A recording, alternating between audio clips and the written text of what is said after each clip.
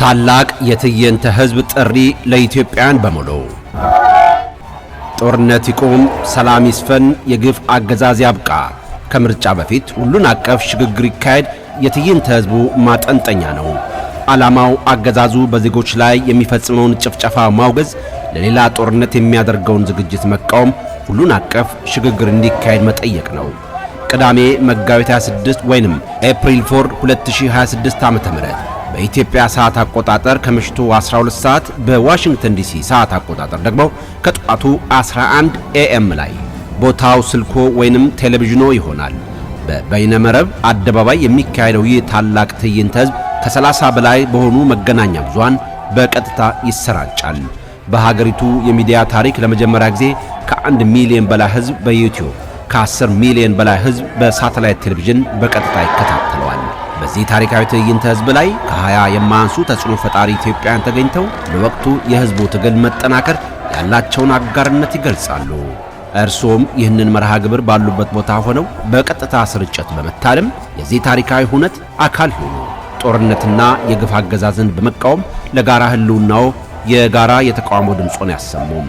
እንዳይረሱ ቅዳሜ መጋቢት 24 ወይንም ኤፕሪል 4 በታላቁ የበይነ መረብ አደባባይ እንገናኝ። ስንተባበር እናሸንፋለን። የትዕይንተ ህዝብና የሰላማዊ ሰልፎች አዘጋጅ ግብረ ኃይል።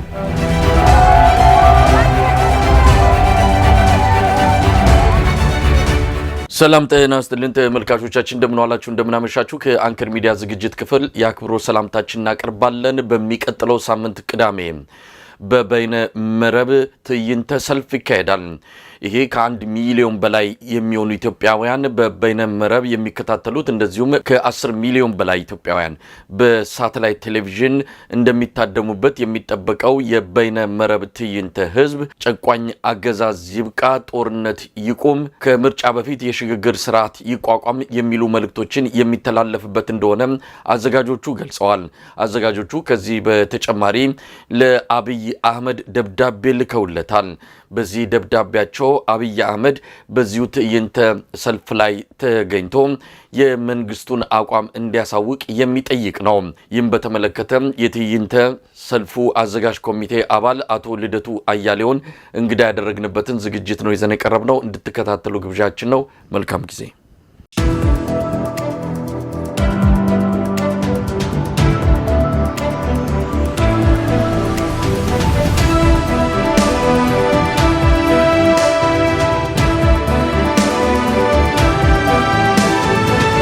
ተናስተልኛ አቶ ልደቱ መሳይ እንደምን አለህ? አመሰግናለሁ ለግብዣህ። እንግዲህ በማስታወቂያው ላይ ትዕይንተ ህዝብ በበይነመረብ ለማድረግ መዘጋጀታችሁ ገልጻችኋል። ማስታወቂያው ላይ እንደተመለከትነው ከሆነ መጀመሪያችሁ አይደለም፣ ከዚህ በፊትም አድርጋችሁ የተሳካ እንደነበረ ምናስታውሰው ነው። ምናልባት በዚህ አይነት መልኩ ሰልፍ በበይነመረብ በማዘጋጀት ረገድ የመጀመሪያዎቹ እንደምትሆኑ ነው ምገምተው። ጠቅላይ ሚኒስትሩን በዚህ ዝግጅት ተገኝቶ አስተያየት ወይም ደግሞ የመንግስቱን አቋም እንዲገልጽ በደብዳቤ መጠየቃችሁን ሰምተናል። ነገር ግን ወደዛ እመጣለሁ። በቅድሚያ ግን ዝግጅታችሁ ምን ይመስላል? ምን እያደረጋችሁ ነው ያላችሁት? አመሰግናለሁ መሳይ። የአሁኑ ትዕይንተ ህዝብ እስካሁን ከተካሄደው በጣም የተለየ ነው የሚሆነው። የተለየ የሚሆነው በአንድ በኩል ቀደም ሲል ብዙ ጊዜ እንደዚህ አይነት መድረኮች እያዘጋጀ የነበረው የአብሮነት ኢትዮጵያ ነው። አሁን ግን ሰፋ ያለ መድረክ ነው።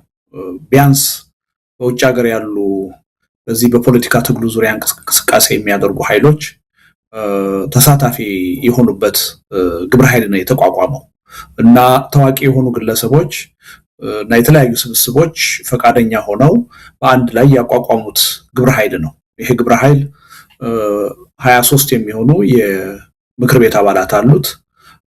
7 የስራ አስፈጻሚ አባላት ወይም የቴክኒክ ኮሚቴ አባላት አሉት። በነገር ላይ እንቅስቃሴው ከተጀመረ በኋላ እንዲሁ አንድ ደግሞ ሌላ ብዙ ኃይሎችን ያካተተ ስብስብ ነበረ። ያ ስብስብ ጋርም ይሄን ዝግጅት በጋራ ለማካሄድ ኦልሞስት ዝግጅቱን ጨርሰናል። ምናልባት በሚቀጥሉት 2 ቀናት ጋዜጣዊ መግለጫ ይሰጣል የሚል ግምት አለኝ። እና ሁሉን አቀፍ የሆነ ነው። አዘጋጁ ራሱ የሚያዘጋጀው አካል አንድ አካል ሳይሆን በአሁኑ ወቅት በፖለቲካ ትግሉ በሲቪክ ማህበር እንቅስቃሴ እያደረጉ ያሉ ኃይሎች ኦልሞስት ሁሉም በሚባል ደረጃ ተሳትፎ የሚያደርጉበት ዝግጅት ነው። አንዱ ልዩ የሚያደርገው ይሄ ነው። ሁለተኛ በዚህ ትዕይንተ ህዝብ ላይ ተገኝተው ንግግር እንዲያደርጉ የተመረጡት ሰዎች ከበፊቱ በበለጠ ሰፊ የሆነ ማህበራዊ መሰረት ያላቸው እንዲሆኑ ተደርጎ ነው የተዘጋጀው እና እንግዲህ የተለያየ ችግር ካልገጠመ በስተቀር 20 የሚሆኑ በአገሪቱ የፖለቲካና የሲቪል እንቅስቃሴ እጅግ ታዋቂና ተጽዕኖ ፈጣሪ የምንላቸው ሰዎች እንዲገኙ ተጋብዘዋል። ስለዚህ ይሄ ቀረ ሊባል የሚችል አካል አይኖርም። በተሳትፎ ደረጃም የኢትዮጵያን የወደፊት እጣ ፈንታ ሊወስኑ የሚችሉ ኃይሎች በተሟላ ሁኔታ ሊባል በሚችልበት መጠን የሚገኙበት መድረክ ነው የሚሆነው። ከዚህም አንፃር ከቀድሞ የሰፋ ነው የሚል እምነት አለን። ከታዳሚ አንፃርም እንደምታስታውሰው መሳይ ያለፈው 100,000 ሰው በዩቲዩብ እንዲያየው ነው እቅድ ይዘን የነበረው። በእርግጥ ስነ ስርዓቱ ሲካሄድ ከ850,000 በላይ ህዝብ ነው በዩቲዩብ ብቻ በቀጥታ የተከታተለው። አሁን ባለን እቅድ ግን በዩቲዩብ ብቻ ከ1 ሚሊዮን በላይ ህዝብ በቀጥታ በአገሪቱ የሚዲያ ታሪክ ለመጀመሪያ ጊዜ የሚከታተለው ትዕይንተ ህዝብ ነው የሚሆነው። በሳተላይት ቴሌቪዥን ደግሞ ከ10 ሚሊዮን በላይ ኢትዮጵያውያን የሚከታተሉት ነው የሚሆነው። በዛ ደረጃ ነው የታቀደው እና ይሄን ዝግጅት ደግሞ ከ30 በላይ የሚሆኑ የመገናኛ ብዙሃን በቀጥታ ለህዝብ የሚያስተላልፉት ነው የሚሆነው እና በይዘቱም በመጠኑም ካየነው እስካሁን ድረስ ከተካሄዱት በጣም የተለየ ነው የሚሆነው። የተለየ የሚያደርገው እንዲሁ ዝም ብሎ አይደለም። ሀገራችን ኢትዮጵያ በአሁኑ ሰዓት በጣም ከፍተኛ የሆነ የህልውና ፈተና ላይ ነው ያለችው። ምናልባት አሁን ሊፈነዳ እየተቃረበ ያለው ጦርነት አንድ ጊዜ ከፈነዳ የሚፈጠረው ሁኔታ እንዲቀላል ሁኔታ አይደለም። አገዛዙ መስሎት ነው እንጂ በምንም ተአምር የማይቋቋመው ሁኔታ ነው እየመጣ ያለው እና በዚህ ሰዓት ላይ ሆነን የዚች ሀገር ህልውና ተጠብቆ እንዲቀጥል በሚካሄደው ጦርነት የሀገር ህልውና አደጋ ውስጥ እንዳይወድቅ፣ ስለዚህ ከአገዛዙ መውደቅ ማግስት ራሱ ምን አይነት የሽግግር ሂደት ሊቋቋም ይገባል በሚለው ተቀራራቢ የሆነ አመለካከት እንዲፈጠር ሰፋ ያለ ስራ ነው እየሰራን ያለነው እና ይሄን አጀንዳ እንዲሁ ዝም ብለን በሩጫ በስሜት ሳይሆን በሆደ ሰፊነት ሁሉንም ባካተተና ባሳተፈ መልኩ መፍትሄው ለሀገርና ለህዝብ ህልውና በሚጠቅም አግባብ ሊመጣ በሚችልበት ሁኔታ ነው እየሰራ ነው ያለው እና በብዙ መጠን የተለየ ነው ማለት ይቻላል። ይሄ ትዕይንተ ህዝብ ትልቅና ታሪካዊ ነው የሚሆነው የሚል እምነት አለን። ሁለተኛ መነሻ ነው ይሄ እንዲሁ ዝም ብለን አንዳንድ ጊዜ ገዢው ፓርቲ ወይም ጠቅላይ ሚኒስትሩ ባለፈው ለመቀለድ እንደሞከሩት እንዲሁ ባየር ላይ የሚቀር ነገር አይደለም። ይሄ መንደርደሪያ ነው። ይሄን ካካሄድን በኋላ በዋሽንግተን ዲሲ፣ በለንደን ባለፉት በርካታ 10 ዓመታት ሆኖ በማያውቅ መጠን ኢትዮጵያውያን በብሔር ሳይከፋፈሉ፣ በፖለቲካ ኢዲዮሎጂ ሳይከፋፈሉ፣ በሃይማኖት ሳይከፋፈሉ በአንድ ላይ ለመጀመሪያ ጊዜ በአንድ ላይ በብዙ ሺዎች ወጥተው ሰላማዊ ሰልፍ እንዲያደርጉ ስራ ነው የምንሰራው መሬት ላይ ማለት ነው። በውጭ ሀገር አጥጋቢ የሆነ ነገር ከሰራን በኋላ የተቃውሞ ጎራው በበቂ ሁኔታ እየተባበረ መሆኑን ካሳየን በኋላ ህብረተሰቡን በበቂ ሁኔታ ተስፋ ከሰጠነው ካነሳሳነው በኋላ ተመሳሳይ እንቅስቃሴዎች በሰፊው አገር ውስጥ እንዲካሄዱ ነው ጥሪ የምናካሄደው እና ይሄ ጉዳይ እንዲሁ በአንድ ወቅት ብልጭ ብሎ ድርግም የሚል ወይ ለአንድ ፕሮጀክት ተብሎ እየተሰራ ያለ ጉዳይ አይደለም። ተከታታይ በሆነ ሁኔታ አገዛዙ በህዝብ ትግል ወዶም ሳይሆን ተገዶም ጭምር ለእውነተኛ ለሐቀኛ ድርድርና መፍትሄ እስኪንበረከክ ድረስ በተከታታይ የሚካሄድ ትግል እና ሰፊ ማዕቀፍ ያለው ሰፊ ኢምፓክት ያለው ትግል ነው ማለት ይቻላል። ልደቱ እንግዲህ በሚቀጥለው ሳምንት ጀምሮ ይህንን የትዕይንተ መረብ የሰልፍ ዝግጅት በተመለከተ አንከር ሚዲያም ተከታታይ ዝግጅቶችን የሚያቀርብ በመሆኑ በሰፊው የምንመለስበት ይሆናል። ምናልባት ሀገር ውስጥ ያለው ሁኔታም እጅግ እየፈጠነ ነገሮች እየተካሄዱ ስላሉ እናንተ ሰልፍ ስታስቡ እዛው ነገሮች ፈንድተው ሰልፉን ከማካሄዳችሁ በፊት ሌሎች እርምጃዎችን እንድትወስዱ የሚያደርግም ነገር ሊከሰት ይችላል። እስቲ ስለ ሀገሪቱ ወቅታዊ ሁኔታም አጠር ያለ አስተያየትን ወደ ኋላ ላይ ለማግኘት ሞክራለሁ። እስቲ ዛሬ እየሰማነው ነው በዝግጅት ክፍሉ በዚህ በግብረ ኃይሉ አማካኝነት ለአብይ አህመድ ደብዳቤ ጽፋችኋል። በደብዳቤያችሁ ላይም በዚህ በበይነ መረብ በሚዘጋጀው ትዕይንተ ህዝብ ላይ የመንግስቱን አቋም መጥቶ እንዲናገርና እንዲያሳውቅ ጥሪ አድርጋችኋል። ደብዳቤ መላካችሁን ነው የሰማ ነው። ለምን አስፈለገ ልደቱ? አንድ ጨቋኝ ብላችሁ ገዢ ነው ብላችሁ ከስልጣን እንዲወርድና ለኢትዮጵያ መፍትሄ እንዲመጣ እየሰራችሁ መሆናችሁን እየገለጻችሁ ይህንን አገዛዝ መልሳችሁ በዚህ መድረክ ላይ መጋበዝ ምን ማለት ነው? ያው መሳይ እንደዚህ አይነት ጥያቄ ሊያስነሳ እንደሚችል ጉዳዩ እናውቃለን። ምንም ጥርጥር የለውም። ምክንያቱም ይሄ የሚካሄደው ትዕይንተ ህዝብ የተቃውሞ ትዕይንተ ህዝብ ነው። በዋናነት ደግሞ የምንቃወመው ገዳይ የሆነውን ጦረኛ የሆነውን በስልጣን ላይ ያለውን አገዛዝ ነው። ይሄን አገዛዝ ደግሞ በቁጥር አንድነት እየመሩ ያሉት ጠቅላይ ሚኒስትር አብይ አህመድ ናቸው እና እሳቸውን በዚህ መድረክ ላይ ተገኝተው አቋማቸውን እንዲገልጹ ስንጋብዝ አሁን ያነሳው አይነት ጥያቄ ሊነሳ እንደሚችል በደንብ አስበንበታል፣ ተነጋግረንበታል። በእኛም ውስጥ ራሱ ጉዳዩ አከራካሪ ነው። ግን አሁን ቅድም እንደገለጽኩልህ ይሄ የምንሰራው ስራ በስሜት አይደለም። ካለፉት ስህተቶች ካለፉት ጥፋቶች የተማረ የሰከነ ነገሮችን አርቆ የሚያይ እንቅስቃሴ ነው እያደረግን ያለን። አሁን ኢትዮጵያ ጫፍ ላይ ነው ያለችው። አሁን ሊፈነዳ የተቃረበው ጦርነት አንድ ጊዜ ከፈነዳ በኋላ ይሄ መንግስት የፈለገውን የመደራደር ፍላጎት እንኳን ቢኖረው ራሱን የማዳን ዕድል አይኖረው። ይሄን ማወቅ አለበት። እኛ ደግሞ የኃይል አሰላለፍ ለውጥ መጥቷል፣ ይሄ መንግስት አልቆለታል ብለን ነገሩን በአሸናፊነት ብቻ አይን ማየት አንፈልግም። ሪሊ የህዝቡ የአገሪቱ ደህንነት እንዲጠበቅ ከተፈለገ ይሄ መንግስት ልቦና ገዝቶ ወደ እውነተኛ ወደ ሐቀኛ ድርድር መምጣት ከቻለ ይሄ በቀልድ ምርጫ የሚፈታ ችግር አለመኖሩን አውቆ እውነተኛ የሆነ ሁሉን አቀፍ የሆነ የሽግግር መንግስት እንዲቋቋም ከፈለገ አሁንም እድሉ አለህ እያለው በዚህ ባለቀ ሰዓትም እድሉ አለህ። የመፍትሄው አካል መሆን ትችላለህ። ይሄን እድል ካልተጠቀምክበት ግን ከትንሽ ጊዜ በኋላ ታሪክ ነው የምትሆነው እያልነው ነው ያለን። ስለዚህ እኛ ነገሮችን በወደ ሰፊነት የምናይ እንደሆነ እንደሱ ጉዳዮችን ከስልጣን ከጊዜያዊ ጉዳዮች ጋር አያይዘን ማናይ እንደሆነ ሊጠቀምበት ከፈለገ አገዛዙም የመፍትሄው አካል የመሆን እድል እንዳለው ልናሳየው ነው የፈለገው። እውነቱን ለመናገር ጠቅላይ ሚኒስትሩ በዚህ መድረክ ላይ ይገኛሉ የሚል ግምት ብዙም ኖሮን አይደለም። ግን ስንጋብዝ ደግሞ ለታይታ አይደለም። ከፈለጉ እንዲመጡ ፈልገን እድሉን እንዲጠቀሙበት ፈልገን። መሳይ ቅድም እንዳልከው እኛ አሁን ከጊዜ ጋራ ፉክክር ላይ ነን። ምክንያቱም እየመጣ ያለው ማዕበል ቀላል ማዕበል አይደለም። አገዛዙ ባይታየውም አይኑ ቢታወርም በፍጹም ሊቋቋሙ የማይችል ነው አሁን ኃይል እየመጣበት ያለ። በተናጠል ፋኖን ማሸነፍ ያልቻለ ኦላን ማሸነፍ ያልቻለ አካል አሁን ባለው የኃይል አሰላለፍ ሊመጣ የሚችለውን ጦርነት በምንም ተአምር ለወራት ሊቋቋም አይችልም። ይህ አገዛዝ እያለቀለት ነው። ግን በዛ ሂደት ደግሞ አገርና ህዝብ እንዳይጎዳ እንፈልጋለን። ኢትዮጵያ አሁን ባንተም በመግለጫ ላይ በደብዳቤያችሁ ላይም የገለጻችሁ እንደማይመጣ አብይ አህመድ እያወቃችሁ ሁለት ነገር አለ እዚህ ላይ። አንደኛ እንደማይመጣ አውቃችሁ ለምን አስፈለገ እንደማይመጣ እንኳን አይደለም በእንደዚህ አይነት መድረክ ላይ ሀገር ውስጥ እኮ ሌላ ተቃዋሚዎችን የምር ተቃውሞ አሰምተው የህዝብ ድምጽ የሚያቀርቡ ወገኖችን እኮ ቀርቦ ማነጋገር የማይፈልግ ሰው ነው። እንዲህ አይነትን ሰው በዚህ መድረክ ላይ ባለፉት 8 ዓመታት ለጋዜጠኞች እኮ ቃለ መጠይቅ መስጠት የማይፈልግ ሰው ነው። ሁሉንም መድረኮች የሚዘጋ ሰው ነው። ይህን ሰው በዚህ መድረክ ላይ እንደማይገኝ እያወቃችሁ መጥራት ምን ማለት ነው? ሁለተኛ ይህን ሰውዬ ለፍርድ የሚፈልግ ሰው አብዛኛው የማህበረሰብ ክፍል እየጨመረ መጥቷል ቁጥሩ።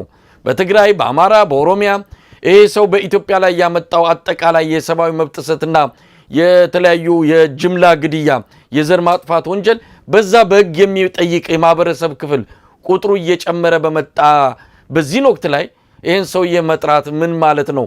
እነዚህንስ ወገኖች እንደው ማስከፋት አይሆንም ወይ? ከናንተ አንፃር እናንተ የቆማችሁለት ሰፊው ማህበረሰብ አለ። ይሄ ማህበረሰብ በዚህ ግለሰብ ትልቅ ጉዳት ደርሶብኛል በህግ ነው የምፈልገው እያለ ባለበት ሰዓት ላይ እናንተ ለዚህ መድረክ መጥራት ያንን ማህበረሰብ ክፍል ማስከፋት አይሆንም ወይ? አይ ካለመረዳት መከፋት ሊኖር ይችላል መሳይ። ነገሩን በደንብ ከተረዱት ግን ይከፋሉ የሚል እምነት የለኝም።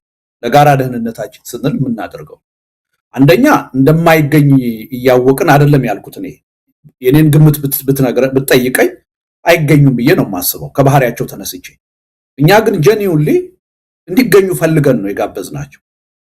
በአካባቢያቸው ያሉ ኃይሎች ዋጋ እየከፈሉ ያሉት አሁን የሰራዊቱ አባላት፣ በዙሪያቸው ያሉ ባለስልጣናት፣ በፓርቲያቸው ዙሪያ ያሉ አባላት ይሄን ጉዳይ እንዲታዘቡ እንፈልጋለን፣ እንዲያዩ እንፈልጋለን። የራሳቸውን ግፊትና ጫና በመሪያቸው ላይ እንዲያደርጉ እንፈልጋለን። እየመሸብን ነው፣ ልንጠፋ ነው አብረን።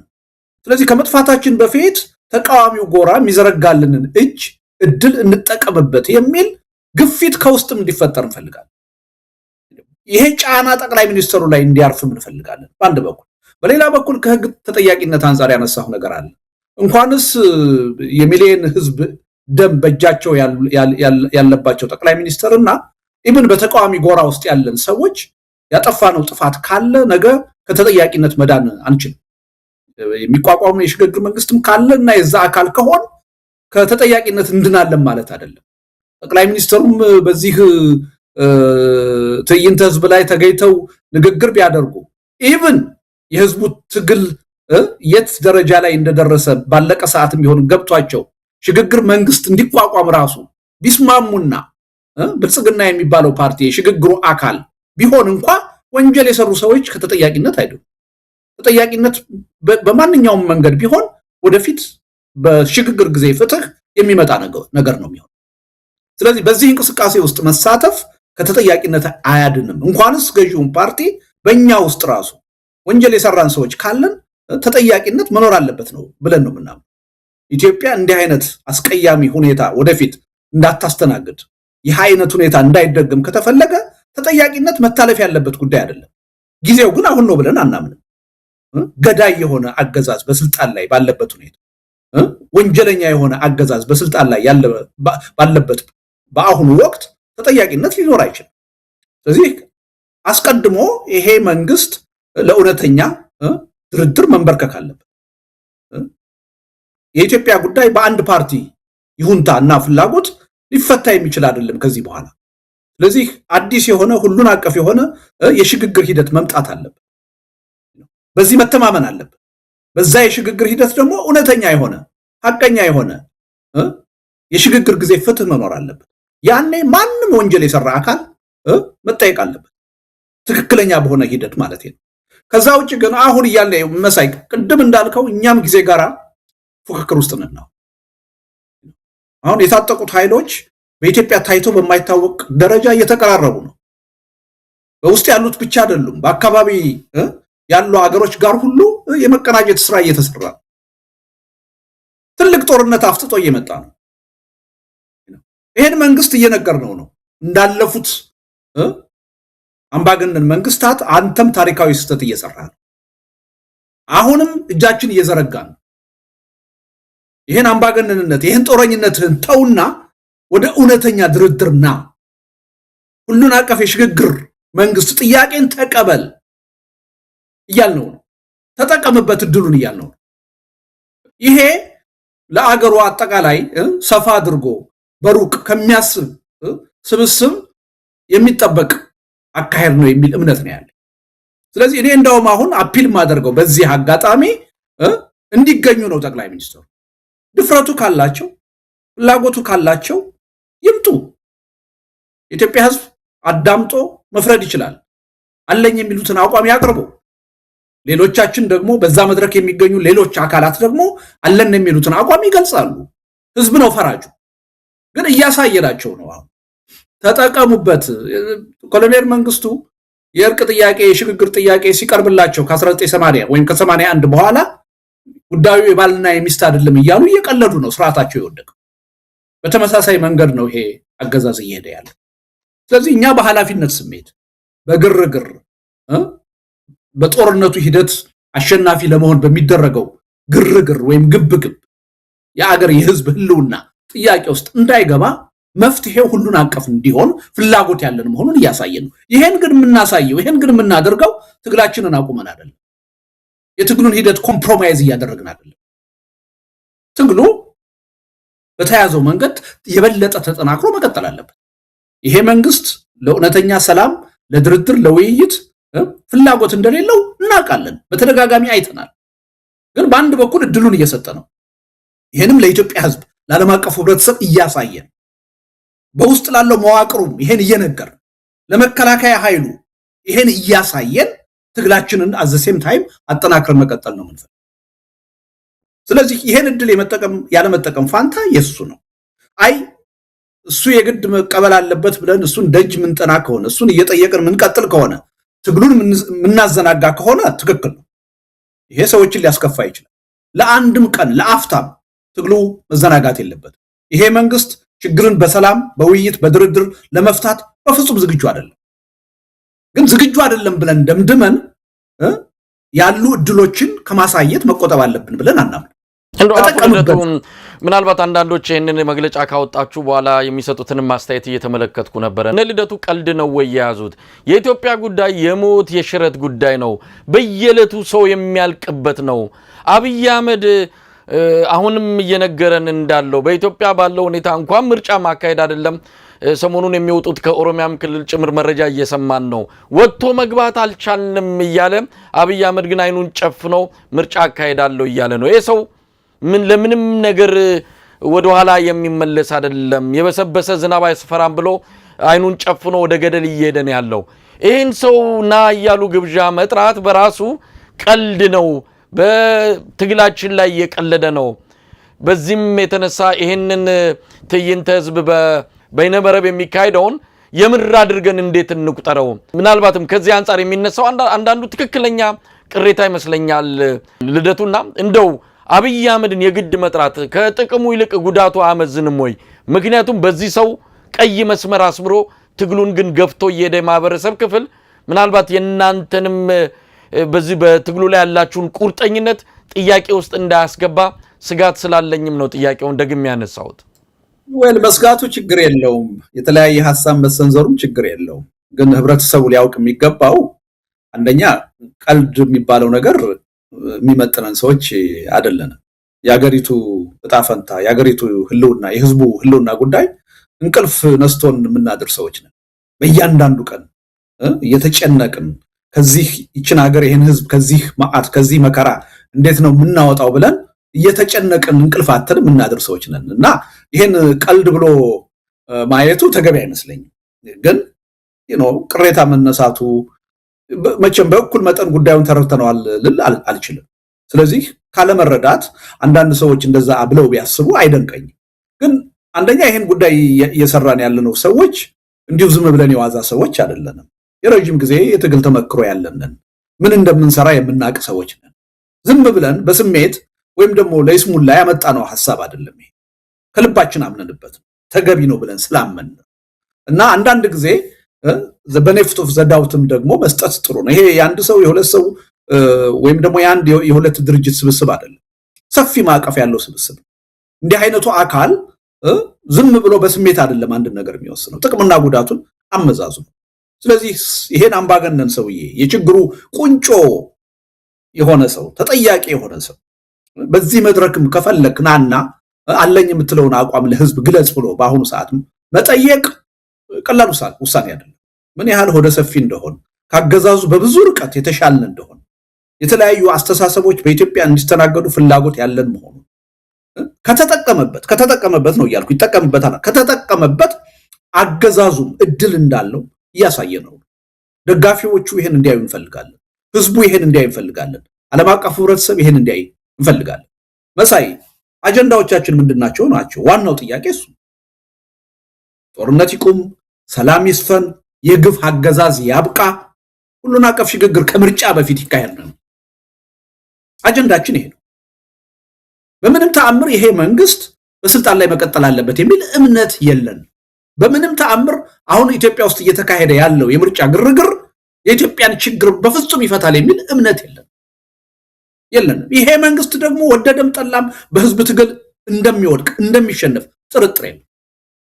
እኛ አሁን እየጣርን ያለነው ሽግግሩን የህዝብና የሀገርን ህልውና በማይጎዳ መልኩ እንዲከናወን ለማድረግ። ይሄ መንግስት ሲሸነፍ የሀገርና የህዝብ ህልውና ጥያቄ ውስጥ እንዳይገባ፣ ኢትዮጵያ ስቴትለስ ወደሆነ ሁኔታ እንዳትሄድ። ስለዚህ ከዚህ መንግስት ማግስት የሚካሄደው ሽግግር ውጤታማ እንዲሆን፣ ይሄን ደግሞ ዝም ብለን አይደለም ካለፉት ውድቀቶቻችን ካለፉት ስተቶቻችን ስለተማርን የኢትዮጵያ ህዝብ ብዙ ጊዜ እየታገለ ዋጋ እየከፈለ ብዙ መንግስት ጥሏል፣ ብዙ ለውጥ አምጥቷል። ዘላቂ ለውጥ ግን አልመጣም። የሚበጀው ስርዓት ግን አላገኘም። ስለዚህ አሁንም እንሰራው ስራ ካለፉት ለውጦች ሁሉ የተሻለ እንዲሆን ከፈለገ ያለፉት የፖለቲካ ኃይሎች የሰሯቸውን ስተቶች የነበሩባቸውን ድክመቶች ላለመድገም የምንፈልግ ከሆነ ነገሮችን በጥንቃቄና በስፋት በዚህ መልኩ ማየት አለ በሚል ነው እንጂ ይሄ መንግስት እያለቀለት ነው መሳይ። አሁን አፍጥጦ እየመጣ ያለው ጦርነት ከፈነዳ ይሄ መንግስት የወራት እድሜም አይኖረውም። ጦርነትን በፍጹም ሊቋቋም የማይችልበት ደረጃ ላይ ደርሷል። የኢኮኖሚ ክራይሲሱ ልናምን በማንችለው ደረጃ ውስጡን ሸርሽሮ መንግስት ኮላፕስ ሊያደርግ ተቃርቧል። እንኳንስ ሰፊ የሆነ ጦርነት አካሄዱ ሊያሸንፍ። ግን ምን እያልነው ነው? ኢትዮጵያ ትልቅ ሀገር ናት። በውስጧ ሰፊ የሆነ የፖለቲካ ቅራኔ ነው ያለው። ብዙ አመለካከት ነው ያለው። ብዙ የፖለቲካ ኃይል ነው ያለው። ስለዚህ ይሄ ሽግግር ሰላማዊ እንዲሆን እንፈልጋለን።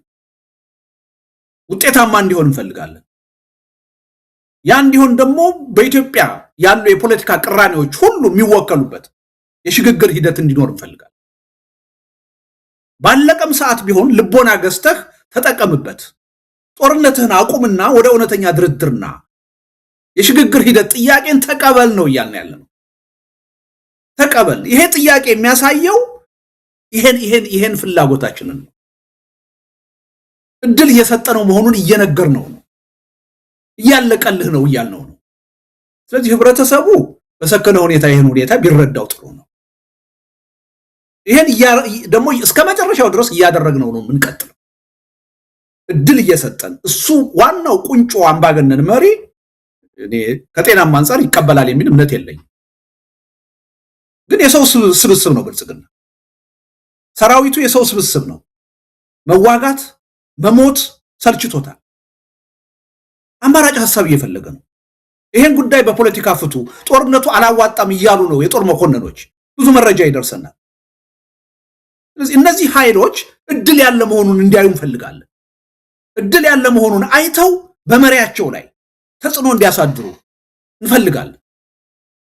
ከዚህ በላይስ በቃህ፣ እየተሰጠ ያለውን እድል ተጠቀምበት፣ እንጠቀምበት፣ ይዘህን አትጥፋ እንዲሉት እንፈልጋለን። ከዛ ውጪ የዚህ መንግስት ባህሪ የዚህ መሪ ባህሪ አተነው አይደለም፣ እናውቀዋለን።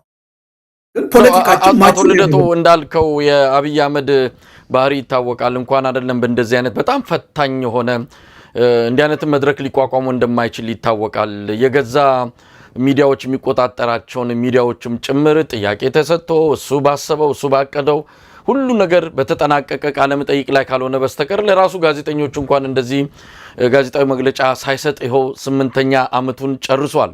እንደዚህ አይነት መሪ ኢትዮጵያ ውስጥ በእርግጥ አልተፈጠረም። በተለይ ከቅርብ ጊዜ ወዲህ እነ መለስ ዜናዊም እና ኃይለማርያምም ለዓለም አቀፍ ጋዜጠኞች ጭምር ክፍት የሆኑ በየጊዜው ጋዜጣዊ መግለጫ የሚሰጡ ናቸው። አብይ አህመድ እንዲህ አይነት ነገር መቼም አድርጎም አያውቅም፣ ሊያደርግም አይችልም። በተለይ አሁን ሁሉ ነገር እየተበላሸበት ከእጁ እያመለጠ በመጣበት ጊዜ ላይ እንኳን አይደለም እንዲህ አይነት እናንተ በጠራችሁት መድረክ ላይ እንዲሁ መደበኛ በሆነ የተለመደ የጋዜጣዊ መግለጫ ላይ ተገኝቶ ሐሳቡን ወይም የመንግስቱን አቋም ይገልጻል ተብሎ አይጠበቅም። ግን እንግዲህ የዚህ በይነመረብ የሰልፉ ዋና መልእክት ቀደም ሲል አንተም እንደገለጽከው ጦርነት ይቁም፣ ሰላም ይስፈን፣ ግፋዊ አገዛዝ ያብቃ፣ ከምርጫ በፊት ሽግግር ይኑር ነው።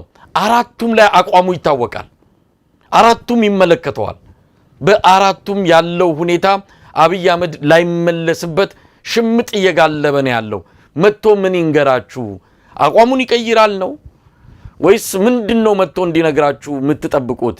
መድረኩ ላይ በመሳተፉ ምናልባት ለሱ አሁን የምርጫ ጊዜ ነው እንዲሁ ዲሞክራት ለመምሰል የተወሰነ ነገር ሊያደርግ ይችላል። እንግዲህ ምናልባት ከመሃን ጋር ተማክሮ ይህንን ጥያቄያችሁን ተቀብሎ ይመጣል ብዬ እኔ 1% እንኳን ግምት አልሰጥም። ምናልባት ግን ቢመጣ ምን እንዲነግራችሁ የምትጠብቁት? ወይ መናገር ያለበትን የሚያውቀው እሱ ነው። ምን ቢል ደስ ይልሃል ብትለኝ፣ በቃ የኢትዮጵያን ችግር በጦርነት መፍታት እንደማንችል ተገንዝበናል። ከዚህ በኋላ እውነተኛ የሆነ የተኩስ ማቆም ስምምነት ተደርጎ ሁሉን አቀፍ የሆነ የሽግግር ሂደት እንዲመጣ በዛ የሽግግር ሂደት ደግሞ ወንጀል የሰራን ሰዎች በሽግግር ጊዜ ፍትህ እንጠየቃለን ቢል ደስ ይለኛል። ይሄ ከዶክተር አብይ አህመድ የማይጠበቅ ቢሆንም እንደዛ የሚል ግምት ባይኖረኝም ልቦና ቢሰጠው ይሄን ነው ማድረግ የነበረበት። ይሄን ነው ማድረግ የነበረበት። መዋቅሩንም ፓርቲውንም የራሱን ቤተሰብም ጭምር ህልውና በተወሰነ ደረጃ ሊታደግ ይችላል ብዬ አምናለሁ።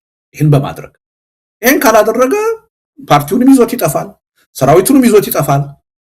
የራሱን ቤተሰብ ህልውና ማስቀጠል የማይችልበት ሁኔታ ነው የሚፈጠረው። ስለዚህ ተጠያቂነት መኖሩ እንደተጠበቀ ሆኖ ይሄ መንግስት አሁን እየቀረበ ያለውን የህዝብ ጥያቄ መቀበል አለበት። እንዲቀበል ደግሞ እድሉን እየሰጠ ነው። በአንድ በኩል ጠንካራ ትግል እያካሄድን ነው፣ በሌላ በኩል ደግሞ ተጠቀምበት፣ እድል አለህ። አሁንም ገፍተህ ጦርነት ውስጥ በመግባት ሌላ ህዝብ አታስጨርስ፣ ሌላ ሰራዊት አታስጨርስ፣ የኢትዮጵያን ህዝብ ሌላ ሰቆቃ ውስጥ አታስገባው። ይሄን እድል ተጠቀምበት እያልን ነው። እኔ የሞራል የበላይነት ይሰጠናል። ይሄ በትግሉ ውስጥም ደግሞ ለሚታገለው ኃይል ጉልበት ይሰጣል። እስከ መጨረሻው ድረስ እድል ተሰጥቶት ያልተጠቀመ ኃይል ነው። ወደፊት ሊወሰዱ ለሚችሉት እርምጃዎች ሁሉ ጉልበት የሚሰጥ ነገር ነው። እስከ መጨረሻው ድረስ በሰላም ችግሩ እንዲፈታ፣ በውይይት ችግሩ እንዲፈታ ለአገዛዙ እድል መስጠታችን ትልቅ የሆነ የሞራል ጉልበት የሚፈጥርልን፣ ትልቅ የሆነ የትግል ጉልበት የሚፈጥርልን። ስለዚህ ይሄ ጉዳይ ቀላል ውሳኔ አይደለም እና ምን ማለት እንዳለበት ውሳኔው የሱ ነው። ግን መሳይ 20 ሰው ነው እዚህ መድረክ ላይ ይቀርባል ብለን የምንጠብቀው፣ አንድ ሰው ነው እሱ። እንኳንስ 20 ሰው አንድን ሰው የመቋቋም ውስጣችን ካለ አንድ ሰውም የሚመጥን ሰው አይደለም። ይሄ ሰው እናውቀዋለን። ድፍረቱም ኖሮት ጋዜጠኛ ጋር ነፃ ጋዜጠኛ ጋር እንኳን የማይገናኝ ሰው ነው። እኛ እንደዛ አይነት ፍርሃት የለም። አዋን እንደው ልቦናውን ሰጥቶት ድፍረቱን አግኝቶ ቢመጣ መጥቶ ምን ሊናገር ይችላል፣ ምን ሊያበላሽብን ይችላል የሚል እኔ ቅንጣት ያህል ስጋት የለኝም። በመጣ እንደውም በአክብሮት ነው የምናስተናግደው። በአክብሮት እውነቴን ነው የምነግርህ። ይምጣ፣ ሀሳቡን በአግባቡ መግለጽ ከቻለ የኢትዮጵያ ሕዝብ ያን ሀሳብ ያዳምጣል። ዓለም አቀፍ ህብረተሰብ ያን ሀሳብ ያዳምጣል፣ የራሱን ፍርድ ይሰጣል። ልክ እንደ ሌሎች ሁሉ ይምጣና ሀሳቡን ይስጥ። ድፍረቱ ካለ እድሉን ሰጥተነዋል። ግን ይሄ ከአንድ ትዕይንተ ህዝብ በላይ ትርጉም ያለው ጀስቸር ነው። ይሄ ያለ ምክንያት አይደለም ግብዣ ያቀረብ ነው። አጠቃላይ የሀገሪቱን የፖለቲካ ሁኔታ ግምት ውስጥ አስገብተን ቅድም እንዳልኩ እያለቀልህ ነው። መዋቅርህን፣ ሰራዊቱን፣ ፓርቲውን ይዘው እየጠፋህ ነው። ስለዚህ ይሄ እድል አለ፣ ተጠቀምበት። እኛ በሆደ ሰፊነት አሁንም የችግሩ ብቻ ሳይሆን የመፍትሄው አካል እንድትሆን እየጋበዝንህ ነው። አሁን በእውነት ጦርነት እንዲቆም ከልብህ ብታመን፣ ሁሉን አቀፍ የሆነ የሽግግር ሂደት እንዲቋቋም ከፈለክ ያንተ ፓርቲም የመፍትሄው አካል የመሆን እድል አለው፣ ተጠቀምበት እያልነው። ይሄ ቀላል ቻሌንጅ እንዳይመስልህ። እሱ ቻሌንጅድ የሚሆን ህሊና ባይኖረው በውስጡ በአካባቢው ያሉ ኃይሎች ቻሌንጅድ ይሆናሉ። እንቅልፋተው ነው የሚያድሩት። ኧረ ይሄን እድል እንጠቀምበት የሚሉ ሰዎች እንደሚኖሩ እኔ ጥርጥር የለኝም።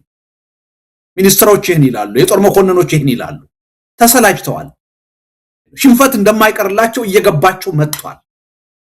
ስለዚህ በዚህ ጉዳይ ላይ እንዲያስቡበትም እንዲጨነቁበትም ከዛም አልፎ አንዳንድ ጥረቶችን እንዲያደርጉ የሚያስችል እድል ነው እየፈጠርን ያለን፣ መልእክት ነው እየሰጠናቸው ያለን እንጂ የሱ መገኘትና ለመገኘት ትልቅ ነገር ሆኖ አይደለም።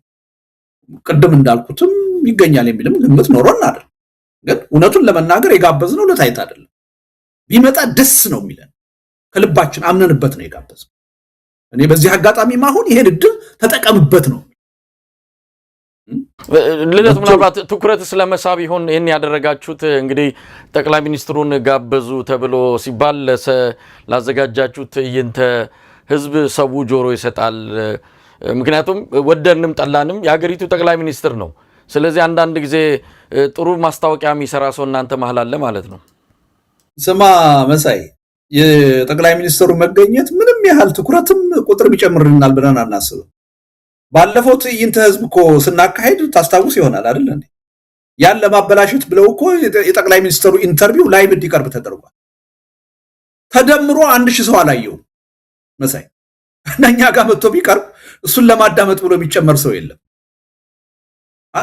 እነዚህ 20 ታዋቂ ተጽዕኖ ፈጣሪ ግለሰቦች የድርጅት ሰዎች የሚናገሩትን ለማዳመጥ ነው ሰው የሚመጣው እንጂ ዶክተር አብይ አህመድን በቁም ነገር የሚያዳምጠው ሰው የሚያዳምጠው ይኖራል ብዬ አይደለም። እንኳን አይደለም ይሄው አየን እኮ ሰሞኑንም የቴሌቪዥን ጣቢያ እየቀያየረ አንድ አይነት ነገር ይዘቱ ያልተቀየረ ግን የቴሌቪዥን ጣቢያ ብቻ በመቀየር የሚመጣ ለውጥ የለምና የለዋወጠን ቢመጣ 15 ሚሊዮን ደጋፊዎች ወይም ደግሞ አባላት ናቸው ደጋፊዎች ሳይሆኑ አባላት አሉኝ የሚል ብልጽግና የሚከታተሉትንም አያየን ነው። ግን አሰራራችሁ ወይም ጥሪያችሁ ያልተለመደ ስለሆነ ነው። ይሄን ያልተለመደ ነገር ስለሆነ እችን እንደ አንድ ቀልብ መሳቢያ ትኩረት መሳቢያ እየተጠቀማችሁት እንዳይሆንም ብዬ ነው ጥያቄውን ያለው። መሳይ ባለፈው አሳይተናል ምን ያህል ውጤታማ የሆነ ትዕይንተ ህዝብ እንዳካሄድን ይሄም የበለጠ ውጤታማ ይሆናል የሚል እምነት ነው ያለን። አሁን ሌላ ትኩረት መሳብ አስፈላጊ ነው የሚል እምነት የለኝም። የኢትዮጵያ ተጨባጭ ሁኔታ ያለንበት ችግር ከዛ በላይ ትኩረት የሚስብ ነገር ያለ አይመስለኝ። እኔ እንደውም ዋናው ትኩረት መሆን ያለበት አሁን የጠቅላይ ሚኒስትሩ መቅረብ አለመቅረብ አይደለም። የኢትዮጵያ ህዝብ ተአምር ማሳየት አለበት። ይሄ መንግስት በቅቶኛል፣ የዚህ የተቃውሞ እንቅስቃሴ አካል ነኝ፣ ዛሬ በአደባባይ በኢንተርኔት እቃወማለሁ፣ ነገ በተግባር መሬት ላይ ደግሞ እሰለፋለሁ፣ ትግል አደርጋለሁ የሚለውን መልእክት በደንብ ማስተላለፍ አለ። ሁሉም ሰው ሌላ ማህበራዊ ጉዳይን ትቶ የሚቀጥለው ሳምንት ቅዳሜ በስፋት ኢን ሚሊየንስ በውጭም በሀገር ውስጥም ያለው ተገኝቶ ለኢትዮጵያ ህዝብ ትልቅ ተስፋ ማሳየት አለበት። አገዛዙን ማስደንገጥ አለበት። የውጭ ኃይሎች ደግሞ እውነታውን እንዲረዱት ማድረግ አለበት። ለሶስት ኃይል ነው መልእክት የምናስተላልፈው። ህዝቡ ምን ያህል የተቃዋሚው ጎራ ከመቼውም ጊዜ በላይ ካለፉት ስህተቶቹ ተምሮ በተናጠል ትግል ማሸነፍ እንደማይቻል አምኖ በከፍተኛ ደረጃ እየተባበረ እንደሆነ ህዝቡ እንዲያይ እንፈልጋለን። ይሄን አይቶ ተስፋ እንዲፈጠርበት ሊመሩኝ ተዘጋጅተዋል እንዲል እንፈልጋለን። ምክንያቱም የዚህ አይነት እንቅስቃሴ ነው እያደረግን ያለነው።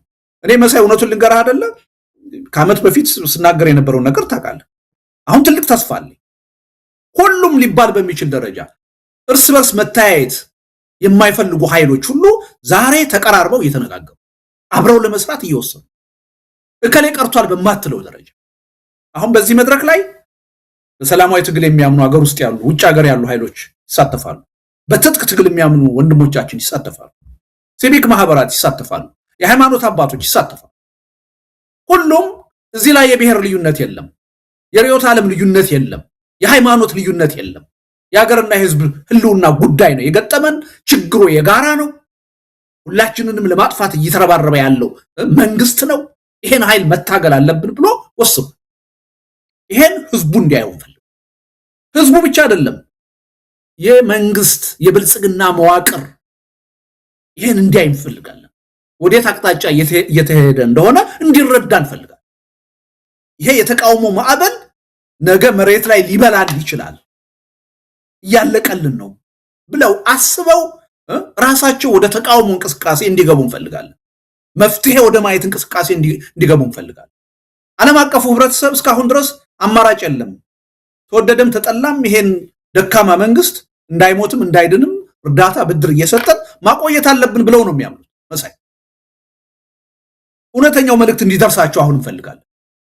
ተቃዋሚው ጎራ አንድ ላይ ሆኖ ለመታገል የወሰነ እንደሆነ መሆኑ ይሄ መንግስት አሁን እየመጣ ያለውን ትብብር ሊቋቋመው እንደማይችል አማራጭ ኃይል ያውን በኃላፊነት ስሜት የሚሰራ ኢትዮጵያን ለማስቀጠል ተግቶ የሚሰራ ተጨንቆ የሚሰራ ሁሉንም የመፍትሄው አካል ለማድረግ ተጨንቆ የሚሰራ ኃይል እየመጣ እንደሆነ እንዲረዱ እንፈልግ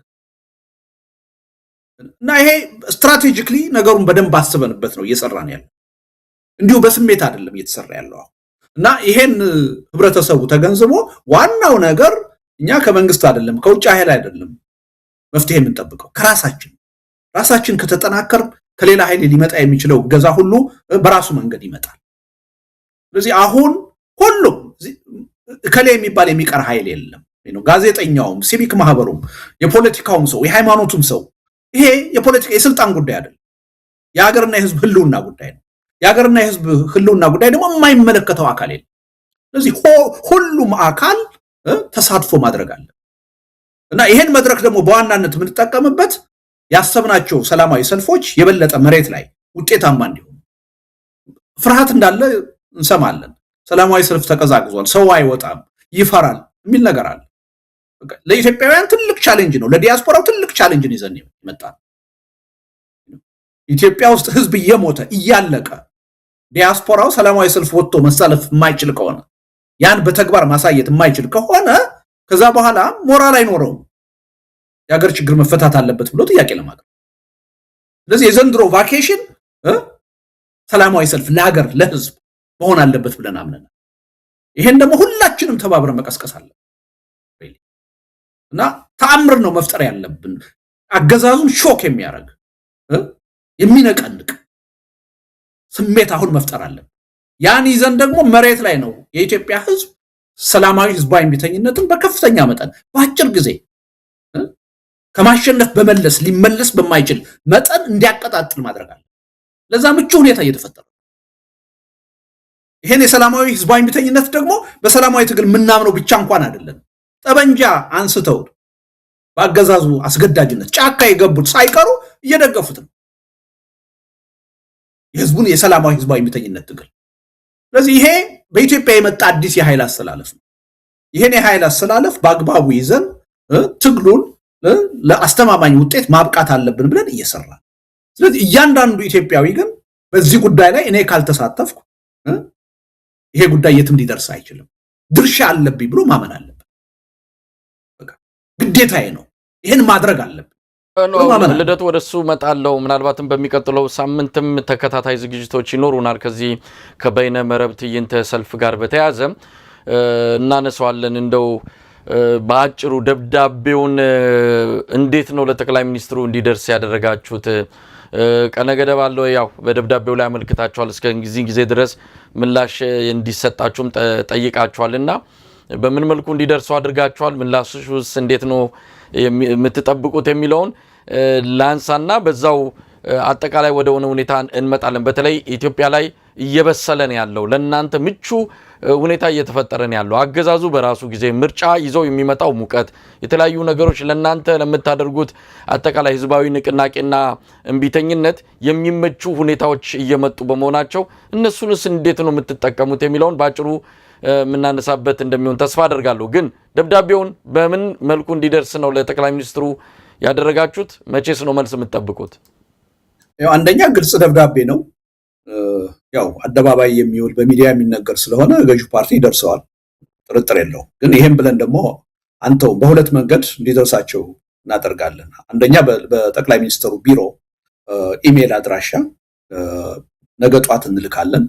በአጋጣሚ ሆኖ እኔ ደግሞ የግላቸው ኢሜል አለኝ የጠቅላይ ሚኒስትሩ ድሮ በነበረን ግንኙነት የሰጡኝ ኢሜል አለ። ባለፈውም ያደረግነው እንደዛ ነው። በሳቸው በግላቸውም እንልክላቸዋለን። ስለዚህ ምንም ይደርሳቸዋል ማለት ነው፣ ምንም ጥርጥር የለውም። በነገው ዕለት ይሄን ይደርስ እናደርጋለን። ዝግጅቱ ከመካሄዱ ከ3 ቀን በፊት ቢያንስ እንዲያሳውቁን ነው የመገኘት ፍላጎት ካላቸው። ቅድም እንዳልኩህ ተወደደም ተጠላም የሀገር መሪ ናቸው። ሲመጡ በአክብሮት እንቀበላቸዋለን። ሀሳባቸውን እንዲገልጹ ነው እድል የምንሰጣቸው። ይሄ በስሜት የሚካሄድ ትግል አይደለም። ከነሱ የተሻልን መሆናችንን ማሳየት እንፈልጋለን። ተጨንቀል ለሀገራችን ህልውና ለህዝባችን ህልውና አሁን የምንታገለው እንዲሁ ተራ የሆነ የግለሰብ ወይም የድርጅት የስልጣን ጥም ኖሮና አይደለም። እጅግ አሳሳቢ የሆነ ጉዳይ ስለሆነ ነው። ስለዚህ ይሄን በሆደ ሰፊነት የያዝነው መሆኑን በአርቆ ሐሳቢነት የያዝነው መሆኑን ማሳየት እንፈልጋለን። ይሄን መዋቅራቸው ይሄን መልእክት በደንብ እንዲረዳው እንፈልጋለን። በተለይም ደግሞ ያለመታከት እሳቸው ወደ ስልጣን ከመጡ በኋላ ኦልሞስት ለ8 ዓመት ባልተቋረጠ ውጊያ ውስጥ ያለው መከላከያ ሰራዊት ይሄን መልእክት በደንብ እንዲገነዘበው እንፈልጋለን። የራሱን ወንድሞች፣ የራሱን እህቶች፣ የራሱን ህዝብ እየጨፈጨፈ ለአንድ አምባገነን ግለሰብ ስልጣን የትም መድረስ አይችልም። አሁን ሄዶ ይሄ መንግስት ጦርነት መዋጋት የማይችልበት ደረጃ ላይ ደርሷል። አሁን አገሪቱ ውስጥ የተፈጠረው የኃይል አሰላለፍ በምንም ተአምር ምናልባት መሳይ አንተ ፕሮግራምም በሌሎች ፕሮግራምም ደጋግመን ተነጋግረናል። አሁን የፋኖ እንቅስቃሴ እንኳን ሲጀምር አትልፋ ይሄን የፋኖን ትግል በምንም ተአምር በጦርነት አታሸንፈውም ይያል እንነግረው ነበር ለመንግስት አልሰማም አይደል አሁን የመጣውን የኃይል አሰላለፍ በምንም ተአምር የመንግስት ሊቋቋመው አይችል ለወራትም ሊቋቋመው አይችል ወደ ኋላ ሊመለስ በማይችል መልኩ ሁሉንም ጠላት አድርጎ በሁሉም ላይ ህልውና ፈተና ደቅኖ ሁሉም አጌንስት መንግስት እንዲነሳ አድርጓል እንዲተባበር አድርጓል ዋጋ የሚከፍልበት ጊዜ ተቃርቧል ግን በዚህ ሂደት ያገርና የህዝብ ጥቅም ህልውና አደጋ ውስጥ እንዳይወድቅ እንፈልጋለን ነገሩ በጥንቃቄ እንዲካሄድ እንፈልጋለን ለዛ ነው እድል እየሰጠን ያለነው እድል እያሳየን ያለነው እና ሪሊ መሬት ላይ የዛሬ ዓመት የዛሬ 2 ዓመት የነበረው የኃይል አሰላለፍ አይደለም አሁን ያለው ቶታሊ ተቀይሯል ስለዚህ በአገዛዙ ዙሪያ ይሄ አገዛዝ እድሜ የሚኖረው መስሏቸው የተሰለፉ ለስልጣን ብለው ለገንዘብ ጥቅም ብለው ከዚህ አገዛዝ ጋር የተሰለፉ ኃይሎች ሁሉ ይሄን ሪያሊቲ መገንዘብ አለባቸው አደጋው አፍጥጦ አፍንጫቸው ስር እየደረሰ ስለዚህ በዚህ ባለቀ ሰዓት መሪያቸውን ሀየ ማለት አለበት ተደራደር ይሄን ችግር በሰላም ፍታ በምርጫ የሚፈታ ችግር የለም ወደ እውነተኛ ሁሉን አቀፍ የሽግግር ሂደት መሄድ አለብን ይሄን ተቀበል ማለት አለበት ፍርሃቱ ያዋጣቸው አድርባይነቱ ከዚህ በኋላ አስኬዳቸው 7 ዓመት አስኪዷቸዋል አሁን ግን መሽቷል እየመጣ ያለውን ማዕበል በምንም ተአምር አይቋቋም እና ከዛ አንፃር ቢታይ ጥሩ ነው ማለት ነው መሳይ እንግዲህ ለርቱ ቀደም ሲል እንዳልኩት ነገሮች በጣም እየፈጠኑን ያሉት አገዛዙ ሊቆጣጠራቸው የማይችላቸው ነገሮች ነው በኢትዮጵያ እየሆኑ ያሉት እንግዲህ አማራ ክልል ያለውን ሁኔታ በኦሮሚያ በከፊል በትግራይ በጋምቤላ በቤኒሻንጉል በቅርቡ የእንግሊዝ መንግስት ያወጣውንም የጉዞ ማስጠንቀቂያ ስንመለከት አብዛኞቹ እነዚህ አካባቢዎች በቀይ የተቀለሙ ናቸው ቢጫዎቹም እንዳሉ ሆነው በከፊል መሃል አካባቢ ነው አረንጓዴው የሚታየው ስለዚህ እነዚህ ቀዮቹ በአብዛኛው አገዛዙ ሊቆጣጠራቸው ያልቻለ እንደሆነ ነው የሚታመነው በአማራ ክልል እንግዲህ በደቡብ ጎንደር ብቻ ብንወስድ ከ18 ወረዳዎች 16ቱ አሁንም በፋኖ እጅ ነው የሚገኙት ምርጫ ማካሄድ አይደለም ማሰብም የማይቻልበት ሁኔታ እንዳለ ይታወቃል ሌላው ከነዳጅና ማዳበሪያ ጋር ተያይዞ የመጣው ከፍተኛ የዋጋ ንረት አገዛዙ ሊቆጣጠረው የማይችል የህዝብ እንቢተኝነት የህዝብ ተቃውሞ በቅርብ ሊኖር እንደሚችል ነው ምልክቶችን እየሰማን ያለ ነው በዚህ ላይ ነገሮችን ማርገብ የሚችልበት እድልም ወይም የመፍትሄ ሐሳብ ሳይኖረው በመከራ ላይ መከራ በስቃይ ላይ ስቃይ ህዝቡ ላይ እየከመረ እንዳለ ለምሳሌ ዛሬ ከሸገር ከተማ አስተዳደር ኮየፈጨ የሆነውን መጥቀስ ይቻላል የመዋጮ ብዛት የታክሱ ብዛት ገንዘብ በየጊዜው የሚሰበሰበው ሁኔታ ነዋሪውን አሟሮት አብዛኛው የኮንዶሚኒየም ነዋሪ ቤቱን ንብረቱን ሸጦ ከአካባቢው ሊሰደድ እንደሆነ ነው የሰማነው ይሄ በየቦታው ያለ ችግር ነው አገዛዙ የህዝቡን ችግር ከመቅረፍ ይልቅ የበለጠ ያቀጣጠለው ቤንዚን እያርከፈከፈን ያለውና ለእናንተ ምቹ ሁኔታ እየተፈጠረ ነው ይሄንን ያጠቃላይ ያገሪቱን ሁኔታ እንዴት እየተከታተላችሁት ነው ነገሩ ከቁጥጥር እንዳይወጣም እንሰጋለን የኢትዮጵያ ሀገረ መንግስት የሚባለው ስቴቱ እንዳይፈርስ ያስፈልጋል በኋላ ላይ ቁጭ ብለን ምንመካከርበት ቁጭ ብለን ምንነጋገርበት ሀገርም እንዳይኖረን ስጋቱ አለ አብይ አህመድ ከዚህ አንፃር ምንም አይነት ወደ ኋላ የሚለው ነገር የለም አይኑን ጨፍኖ እየሄደን ያለውና እንዴት ያያያችሁት ነገሩ ከእጅ እንዳያመልጥ ምንድነው መደረግ አለበት የሚለውን ከናንተ እንቅስቃሴ አንፃር እንዴት ታዩዋለ ወደ ጥሩ ፖይንት ነው አሁን የመጣው ስትጀምረው ቅድም ትንሽ አስፈርቶኝ ነበር አሁን በቃ አሁን አንተ የተጨነቅበት ነገሩ ከቁጥጥር ውጭ እንዳይወጣ ምክንያቱም ከፍጥነት አንፃር ካየን እስካሁን ያገዛዙ መዳከም በጣም አዝጋሚ ነው የነበረው ወይም የተቃዋሚው መጠናከር በጣም አዝጋሚ ነው የነበረው ከዚህ በኋላ ግን ኢነርሻው በጣም ፈጣን ነው የሚሆነው ማመን በማይቻልበት ደረጃ አይደል እንዴ የ17 ዓመቱን ትግል እኮ ብታይ ኢህአዴግ ወልዳያና ደሴ ወይም ደግሞ ሽሬል ለመቆጣጠር እኮ 15 ዓመት እኮ ፈጅቶበት ነበር ከዛ በኋላ ግን በአጭር ጊዜ ነው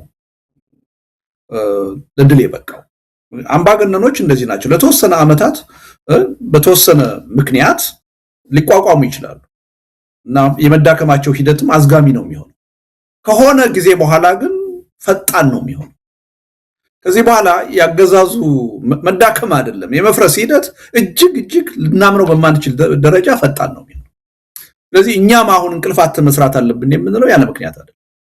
ይሄ ሁኔታ በጥንቃቄ መያዝ ስላለበት ራሱ አገዛዙም ከመውደቁ በፊት መሰራት ያለባቸው መሰረታዊ ነገሮች በመኖራቸው ምክንያቱም መዘጋጀት አለብን።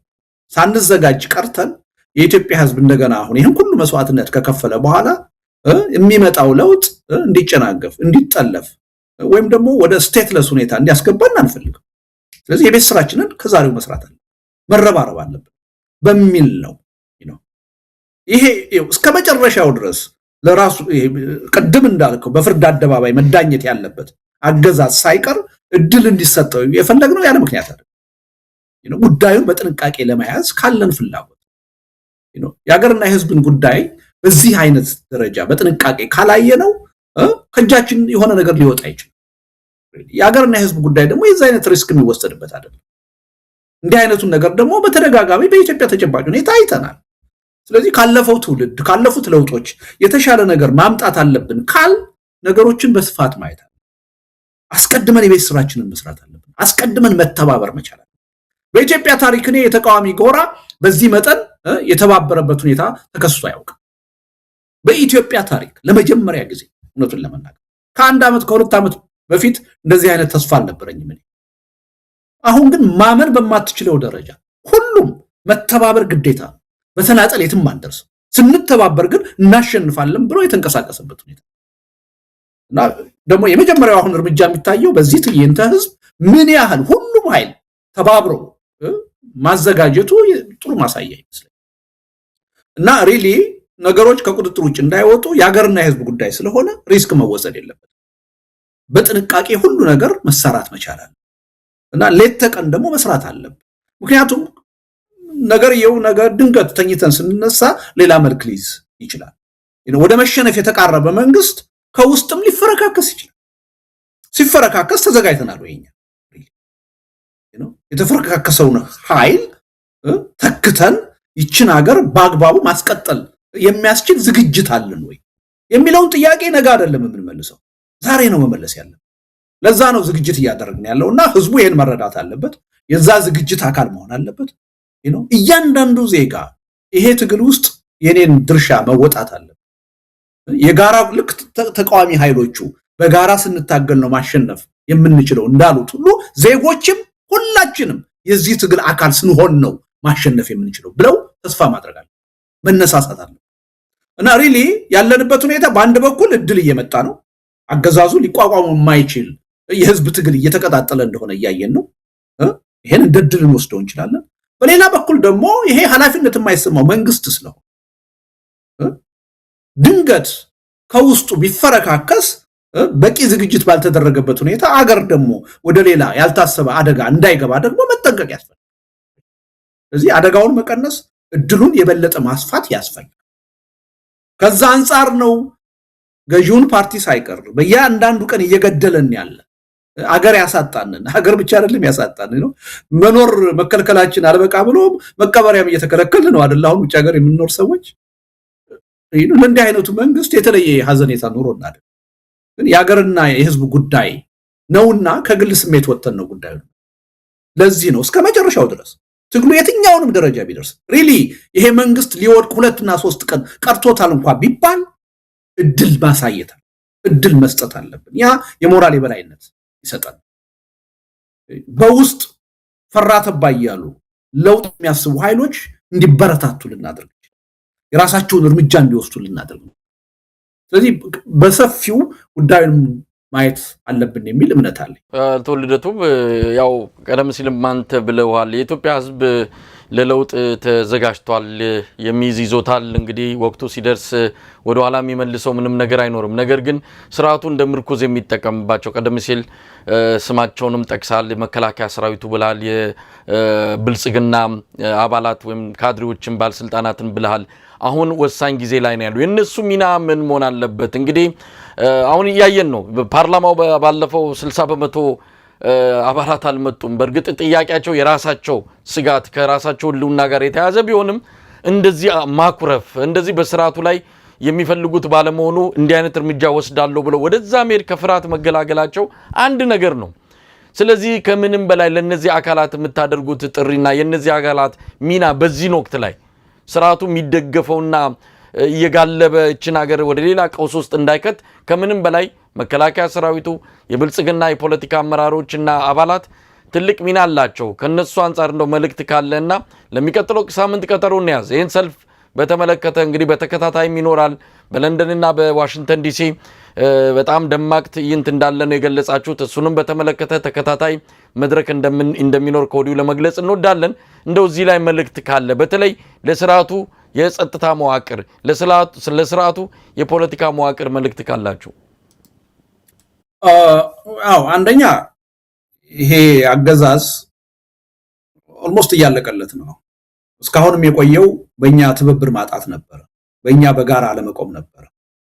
አሁን ግን በሰላማዊ ትግል የምናምነው ኃይሎች እየተባበርን ነው። በሚገርም ሁኔታ በትጥቅ ትግል የሚያምኑትም ኃይሎች እየተባበሩ ነው። አሁን የዚህ መንግስት የመውደቅ ጉዳይ ጥያቄ ውስጥ የሚገባ አይደለም። ምንም ጥርጥር የለኝም አሁን ይሄ መንግስት እንደሚወድቅ። እኔን የሚያስጨንቀኝ አሁን በዚህ ሂደት የሀገርና የህዝብ ደህንነት ችግር ውስጥ እንዳይገባ ነው። ኢትዮጵያ ሳይታሰብ ስቴትለስ ወደሆነ ሁኔታ እንዳትገባ ነው እንጂ ይሄ መንግስት እያለቀለት ነው። ግን ይሄን ተገንዝበን ማድረግ ያለብን ዝግጅት አለ። አንደኛ በአገዛዙ ዙሪያ ያሉ ኃይሎች አብዛኛዎቹ እናውቃለን ኦፖርቹኒስት ናቸው።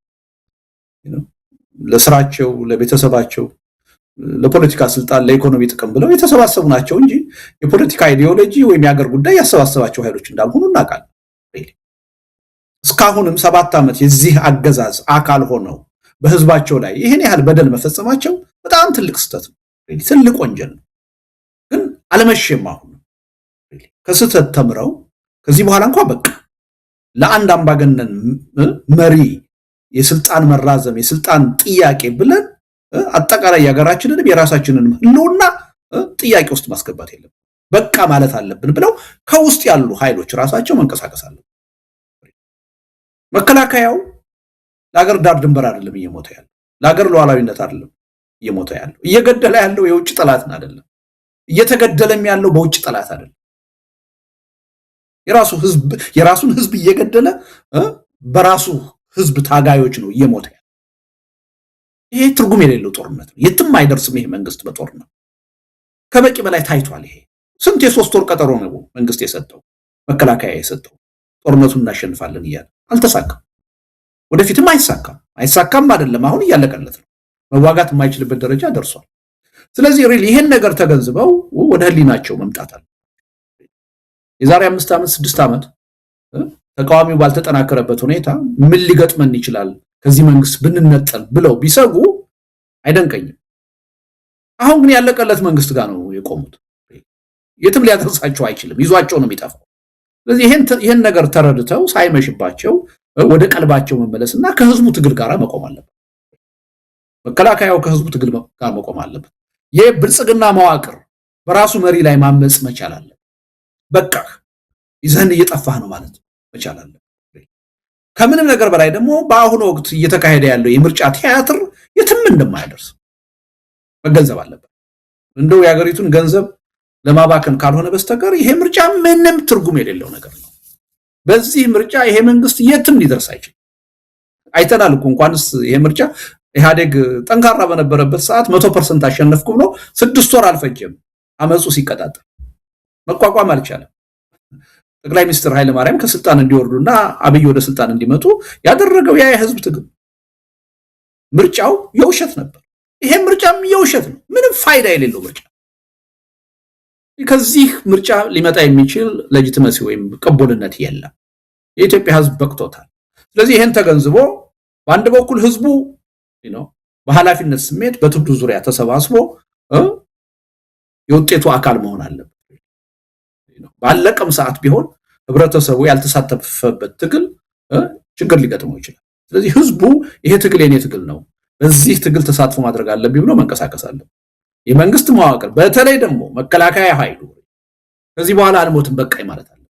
ከዚህ በኋላ ከህዝብ ጥቅም ጋር ነው። እየገደሉኝ ካሉ እየገደልኳቸው ካሉ ወንድሞቼ ጋራ በጠረጴዛ ዙሪያ ችግሬን መፍታት እችላለሁ። ለማንም ስልጣን መሞት የለብንም። ከዚህ በኋላ ሁሉን አቀፍ የሆነ የሽግግር ሂደት ይፈጠር። ሁሉም የመፍትሄው አካል ይሁን ማለት አለበት። ከዚህ በኋላ እንዋጋም አንገልም አንሞትም ማለት አለበት። ስለዚህ በዛ ደረጃ መልእክትም የሚተላለፍበት ነው ይሄ መድረክና ሁሉም ቤቱ ሆኖ በያለበት በስልኩ በቴሌቪዥኑ የመንግስት መዋቅር ውስጥ ያለ መከላከያው ሰራዊት ሁሉ መልእክቱን መከታተል አለበት። የዛሬ ሳምንት ቅዳሜ ለሁሉም ሰው ነው መልእክት የሚተላለፍ። ይሄ መልእክት ደግሞ አሁን መንግስት የመጨረሻው ሰዓት ላይ በደረሰበት ሁኔታ አናቅም ሜቢ በቀናት ውስጥ ከፍተኛ የሆነ ጦርነት አሁን ሊቀጣጠል ይችላል ኢትዮጵያ። በምንም ተአምር ያገዛዝ አይቋቋሙ። ከዛ በኋላ እርቅ ቢፈልግ የሽግግር መንግስትን እቀበላለሁ ቢል የሚያዳምጠው እንኳን ላይኖር ይችላል። እድል ላይኖረው ይችላል። ዛሬ የሰጠነውን እድል ላያገኘው ይችላል። ስለዚህ ካለፉት አምባገነናዊ ስርዓቶች መማር ከፈለገ መዋቅሩ በቃኝ ማለት አለ። ይሄን መሪ ይዘውኝ ሲጠፉ ዝም ብዬ አላይም ማለት አለ እና አይ ቲንክ በዛ ደረጃ ካየነው እንግዲህ የሚቀጥለው ሳምንት ሚዲያዎችም ህብረተሰቡን መቀስቀስ ማነሳሳቱን አጠናክራችሁ ትቀጥላላችሁ ብዬ አምናለሁ። ህብረተሰቡ ይሄ ጉዳይ የኛ ጉዳይ ነው። መልእክቱን በትክክል ለመንግስት ማድረስ አለ። ይሄ መንግስት መደንገጥ አለ። የመንግስት መዋቅር በዚህ ሂደት መፈረካከስ አለ። መለያየት መቻል አለበት። አደጋውን ማየት መቻል አለበት ብሎ ህብረተሰቡ መንቀሳቀስ አለበት ብዬ አምናለሁ። አመሰግናለሁ መሳይ። በጣም ነው ማመሰግነው አቶ ልደቱ። እንግዲህ ቀደም ሲል እንዳልኩትም ይህንን የሚቀጥለው ሳምንት ቅዳሜ በኢንተርኔት የሚካሄደውን የበይነ መረብ ትዕይንተ ሰልፍ በተመለከተ ተከታታይ የሆነ ዝግጅት ይኖራል። በእለቱም እንደዚሁ አንከር ሚዲያ ትዕይንቱን በቀጥታ በማስተላለፍ ሂደቱን እየተከታተለ ለተመልካቾች ያቀርባል ማለት ነው። አቶ ልደቱ በጣም አመሰግናለሁ። በድጋሚ መልካም ቀን፣ መልካም ጊዜ። አመሰግናለሁ መሳይ። እግዚአብሔር ይስጥልኝ።